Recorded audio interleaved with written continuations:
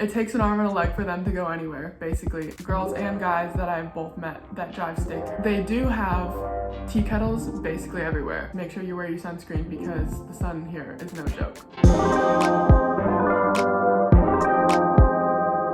Hey guys, welcome back to the vlog. Even though it's not really a vlog today, we're doing another sit down video because so many of you guys liked the last one of things that I've learned since being in Australia. I still got more. I've got a whole other list and I still think I even might have enough for a part 3. Anyways, we're just gonna jump right into it. I figured I'd split these up into like 5 categories. First category I was gonna do was like travel. The traveling here reminds me a lot of traveling on the East Coast of the US because most people don't travel to the middle of the country in Australia or much to the West Coast. At least the people I've met and I've talked to. Obviously people still travel out there, but the highway system is not developed in the same way that the American highway system is developed. It takes a lot longer to drive places, so you kind of have to fly like if you do want to go out to the middle of the country. Otherwise you're going to be driving for days without really being in much civilization because nobody really lives out there. And when I have met people and like talked to them, they normally talk about traveling the east coast of Australia, kind of going up to Queensland and down to Melbourne. That's kind of like the range I'm talking about. And then obviously some people go inland. I would say most people generally kind of just stick to the coast. If they do travel abroad, it's like to Tasmania, which isn't abroad for them. Actually, Tasmania is a part of Australia, which I don't think a lot of Americans know. Like I definitely didn't know that before I came. But people also travel to New Zealand. Like New Zealand is kind of like the Canada of Australia.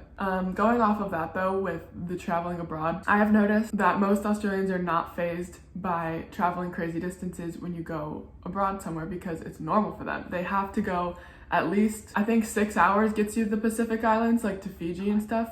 And maybe it might be a little bit less, but it takes an arm and a leg for them to go anywhere, basically. So to get anywhere from Australia, it takes you a substantial amount of time. Like even just to get to LA, it's 14 hours. And to us, that's crazy because we can kind of get anywhere within a 6-hour radius. You can get to LA in 6 hours, you can get to London in 6 hours. And it's not like traveling a whole day, because for them to get to Europe is like 24 hours. Also to get to New York, where I'm from, 24 hours, but that's just normal for them. I feel like a lot of people are not fazed by that kind of travel distance just because it's so normal. Whereas where I'm from, when I told people I was coming to Australia, everyone was like, "You're nuts, that's so far away." And obviously it is, but it's just interesting because the mindset where I'm from, I got more of the impression that I was crazy for coming this far away. For most people I've met in Australia who are like, "Oh yeah, like I'd love to go there." You know, it's just the mindset and the way they talk about it is completely different. And then also going off the travel thing, this is kind of like not necessarily travel, it's kind of more just like a local observation, is that a lot of people have older car models. Like a lot of the cars here, just like older car models. Like I'm looking in the parking lot right now, and there's some newer ones of more cars that I see in America, but most of the cars are older and a lot of them also drive stick or like drive manual, which I think that's more of a special thing if you know how to drive stick in America. I don't know a lot of people that know how to drive stick, whereas here I feel like there's a lot of girls and guys that I've both met that drive stick. And I also thought that was interesting. So the next category was food. I have a couple for this one. First one with food is that there are coffee bars in almost every restaurant. I have seen coffee bars, like a whole coffee machine in several places where I feel like there shouldn't be. Like naturally for me, I just don't expect to see a coffee bar like in a Mexican restaurant, for instance. So their Mexican chain here, Guzman and Gomez, they have coffee machines, full coffee machines in these Mexican restaurants, which is like so random to me. And I just thought that was really interesting. To be fair though, the Australian coffee is so good. It is so much better than American coffee. I'm not a coffee connoisseur. I feel like I can't properly comment on coffee, like coffee culture, but as a whole, from like my non-educated palate on coffee, it is so good. And I know people could probably tell me why Australians is better. I think it has something to do with like a drip or something. I don't make coffee, so I don't know. It's so good. I'm going to miss the Australian coffee here, not gonna lie. Another random one is like toasters don't have bagel buttons or anything like that, where I feel like that's a pretty normal function for toasters to have in America. It's just because they don't eat bagels. Nobody really eats bagels here. It's not like a big thing, where I feel like bagels are a huge thing, at least where I'm from. Dunkin' Donuts sells bagels, Starbucks sells bagels. I feel like every little cafe type thing sells bagels, where you can't really get a bagel anywhere in Australia. You can get them at the grocery store, but they're so like they're not very good. You could definitely spend your money on better things like crumpets instead. It's kind of like an English muffin for anyone who doesn't know. Yeah, so I guess that explains why there's no button on the toaster. I just kind of found that interesting and I thought it was random. So they do have tea kettles basically everywhere. Everywhere I've traveled since being in Australia has had a hot water kettle for tea or coffee. It's just like a bigger part of the culture here is like to have a little cup of something. So that's also like another thing I've noticed. My last thing for the food was the drive-thrus. This kind of goes common sense because they drive on the opposite side of the road, but the drive-thrus are also opposite. So when you drive through a drive-through, when you go through a drive-through, it goes the other way than going this way, which I also thought was interesting. That's another thing I just didn't think and I didn't expect, and then you're like, oh, this is backwards. Moving on to weather. So first thing with the weather. So something that affected me more than I expected it to was the seasons being swapped because we're on opposite sides of the globe. My normal winter, it's December right now, is their summer. As you can tell, I'm not dressed for winter right now. So a lot of people are at the beach and everything right now. But the first time I noticed this was early in our fall. So like, I think it was around September, October-ish. Once it starts getting colder back home is when my body's kind of started craving that like cold feeling.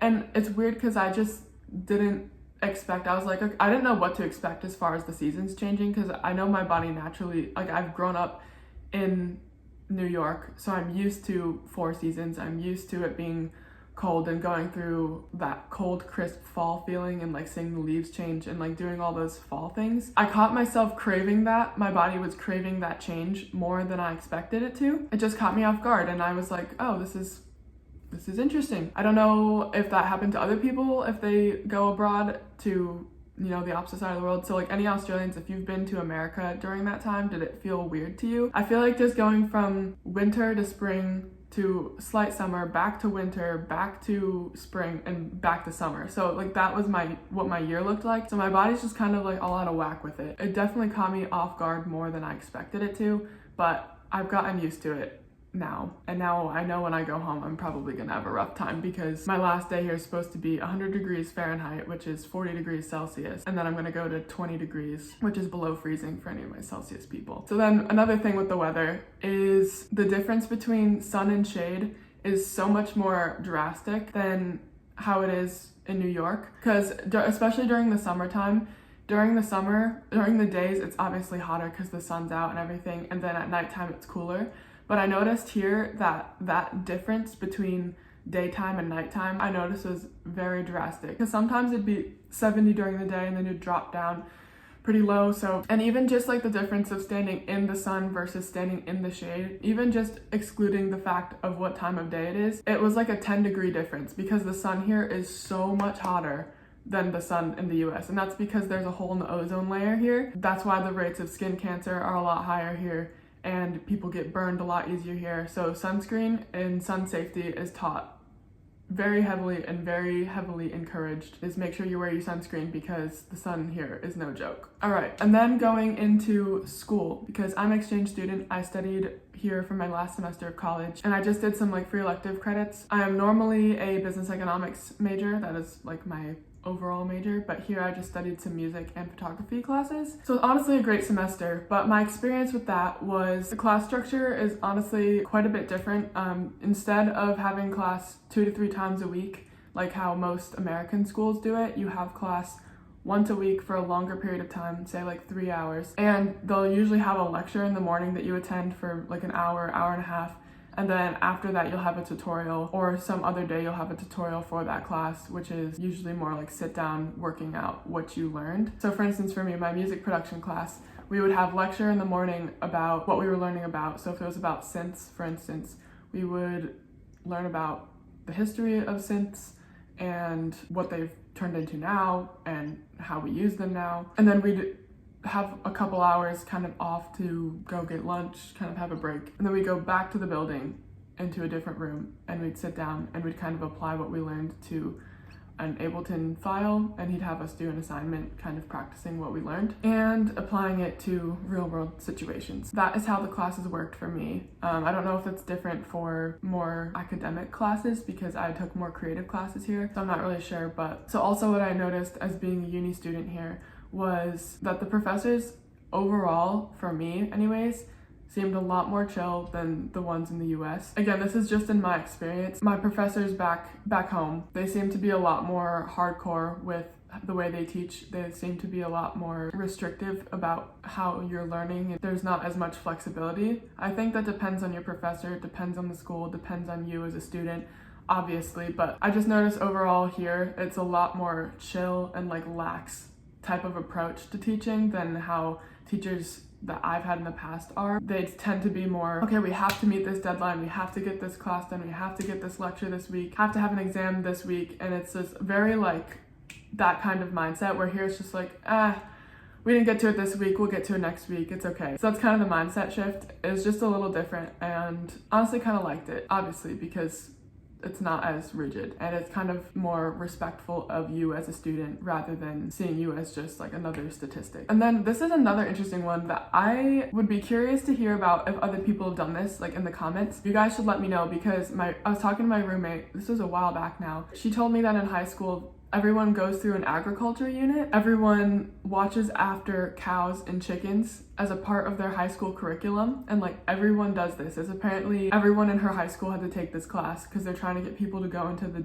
agriculture industry, like dairy and farming and all that stuff. And so they have this as a part of their high school curriculum, and I was like, that's so interesting. She like showed me pictures of her cows and everything, and like the chickens that she took care of, and we googled it, and it looks like most people do it. So I would be curious if this is a overall Australia thing or if this is just her experience. But I thought that was really interesting, and I thought it was kind of worth mentioning because I'm also curious to know if other people have done this as well, or if it's just her school. And so then my last point was going to be about religion, because if anyone who doesn't know, I'm a Christian, and I was curious coming here what the Christian community was going to be like. So anyone who is religious and is coming to Australia, I would say that in my experience, there are more Christians here than I expected, because I didn't expect there to be that many, especially on campus. I wasn't sure if we were going to have a student religious group on campus, but we actually do, and it's actually quite big. They have more events to go to than I actually could attend, and they have something almost every night of the week and have a lot of stuff going on that you can definitely get involved with. It's called Uni Bible Group. That's what the organization is called on campus, and they have a lot of like sub things. So like there's Focus for international students, and there's the Coolabong Bible Study, which is what I went to and met a lot of my friends through. There's weekly Bible talks that happen during the week. There's just a bunch of stuff going on, and you can definitely get very plugged in with the group here, which I also really like. They're such sweet people too. So if you are Christian and you're looking for that kind of community when you come here, they definitely do have it on campus. And also just going off of that with churches like in the local area, I noticed that they are much smaller and they're not as big, but I think that's how church should be, so I kind of applaud them for that. Overall, there's a bigger community here than I expected.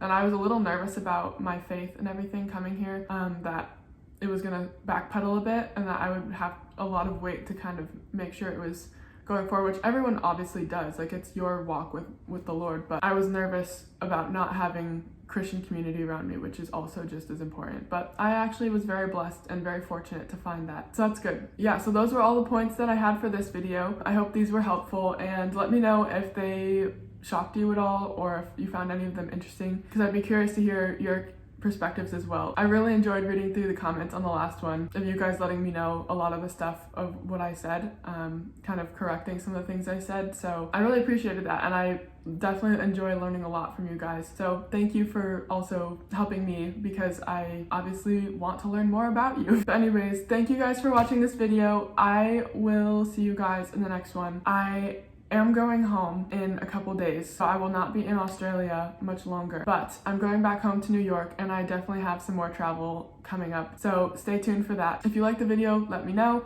Comment down below anything you want to know, and I will do my best to get back to you. Otherwise, I'm grateful for you, and I hope you have a great rest of your day, and I will see you in the next one. Peace out!